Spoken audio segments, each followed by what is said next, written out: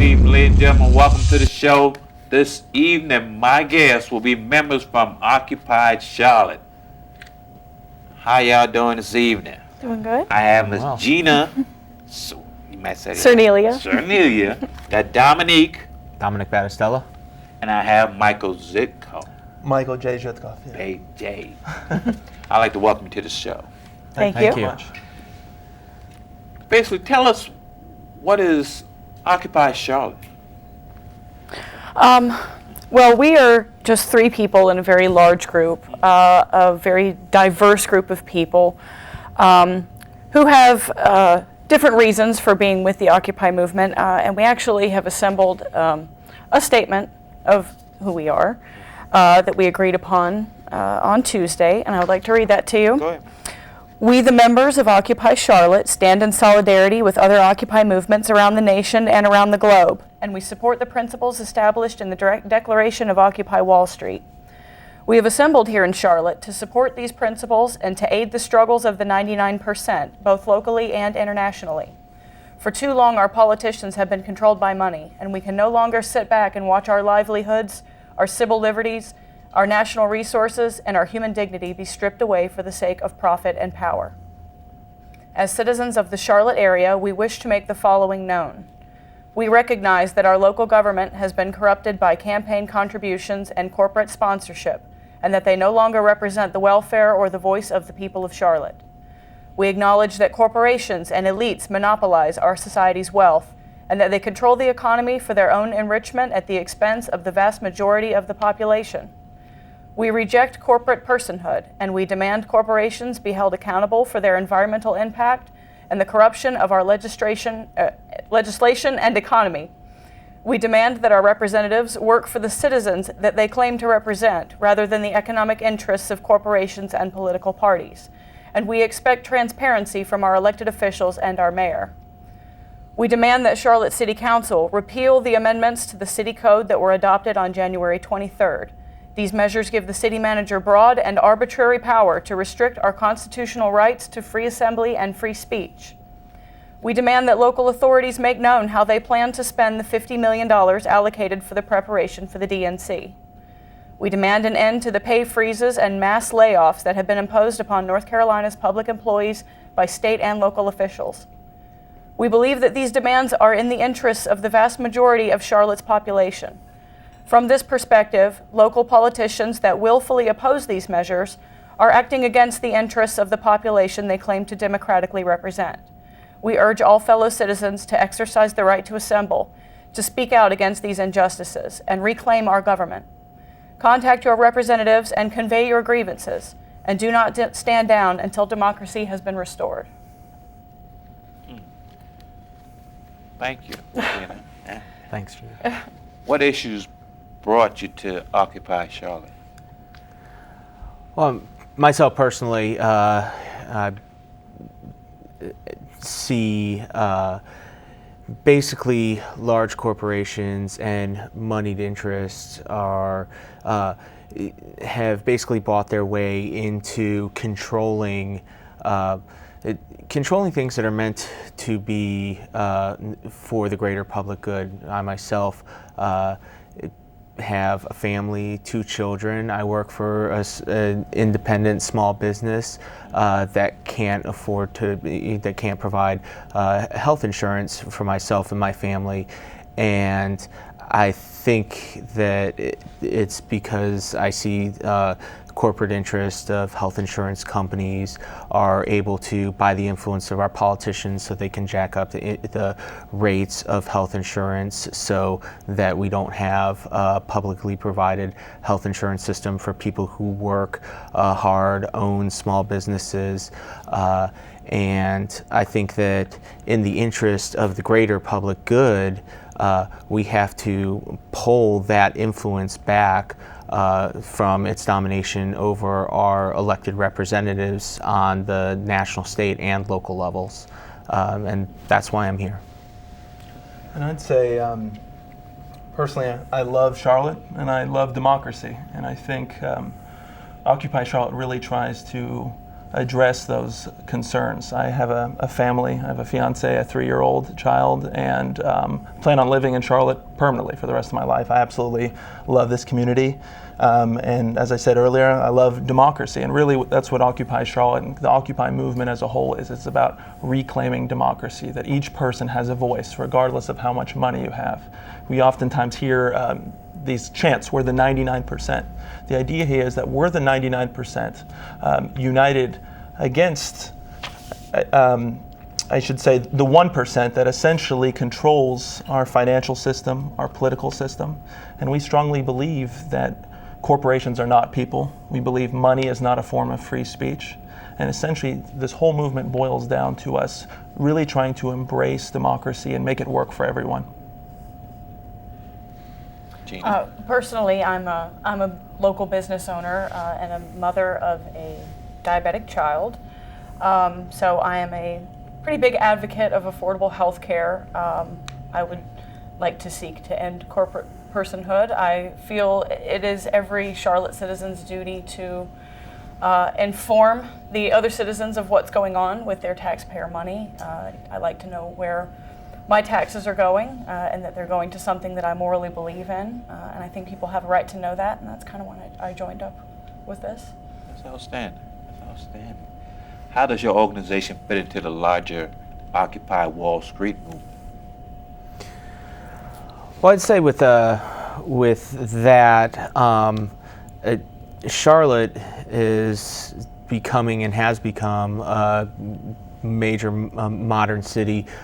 We're a gateway to the South. We have several Fortune 500 companies right in our own backyard. We've got certainly one of the largest banks, and the now East Coast headquarters for Wells Fargo used to be Wachovia, located here. We've got the backup stock exchange located here in Charlotte, and this is a major hub of business and operations for the power players in this country, and it really is where the gateway to the southern region of the United States. So I think that Occupy Charlotte, positioning ourselves here, is important to the rest of the movement because we're direct contact for the Occupy movement with Bank of America, with Duke Energy, and with the DNC coming here, we're now on point for that as well. So I think that Occupy Charlotte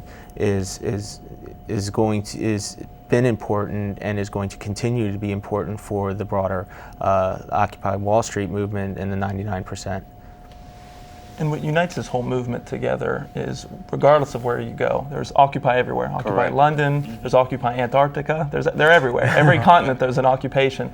And a common thread among these groups is that we want a government of the people, by the people, for the people, not a government of the rich, by the rich, for the rich. So these are universal concerns that people across the world, whoever you may be, whatever race, whatever ethnicity, whatever religious background, whatever occupation you might have, these are concerns that everybody is dealing with in their society.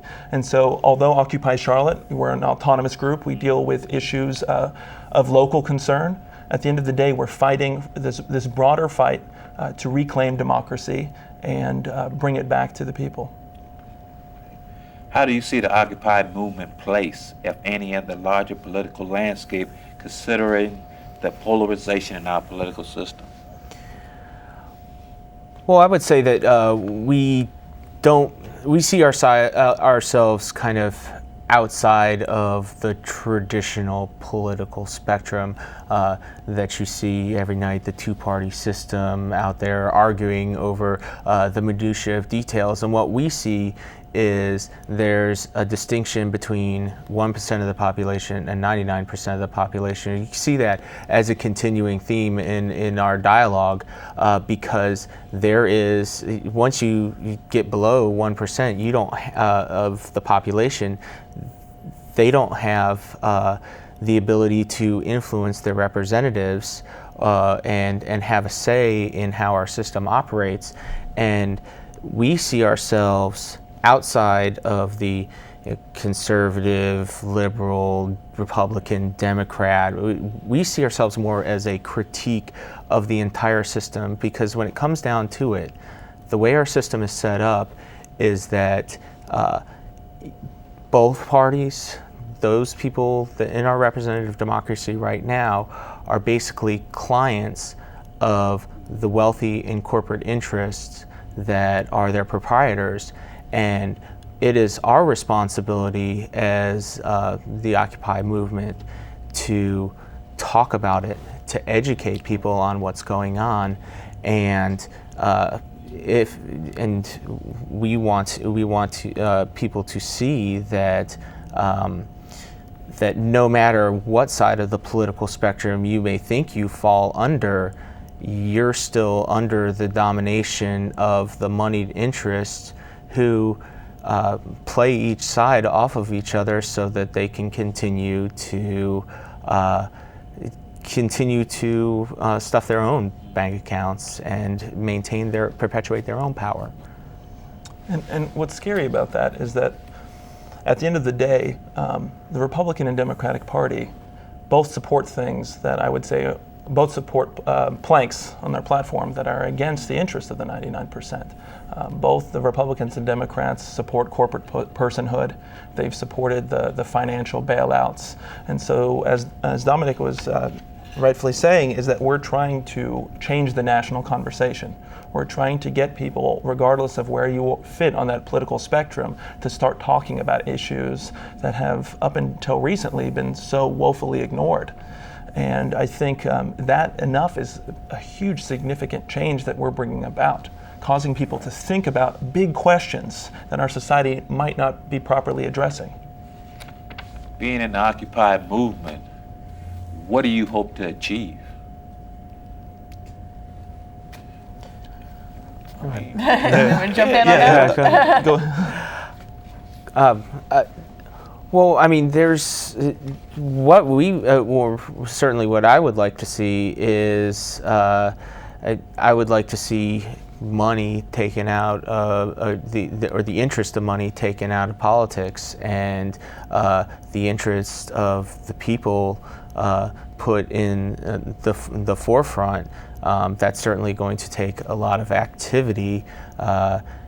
Right now, law is under the Supreme Court. The Citizens United decision allows for unlimited money and to be used as political speech, which means that instead of one person, one vote, now it's $1, one vote.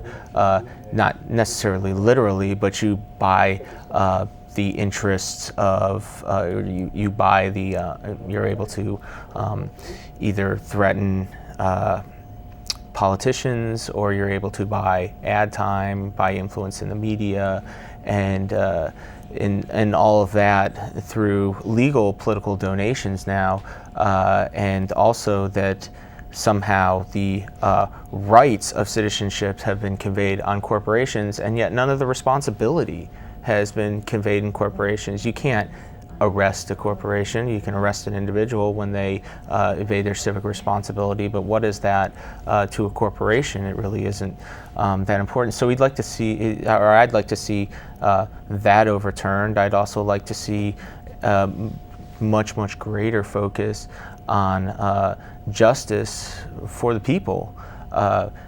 Right now, things are measured in terms of what's best for the investors in corporations. Everything seems to be measured in the value of our society is measured in profitability, and I don't think that profitability is a societal value. Yes, it's a value of an individual business, but when you make that, you put that in the forefront of societal values, then you devalue other things, individualism, health,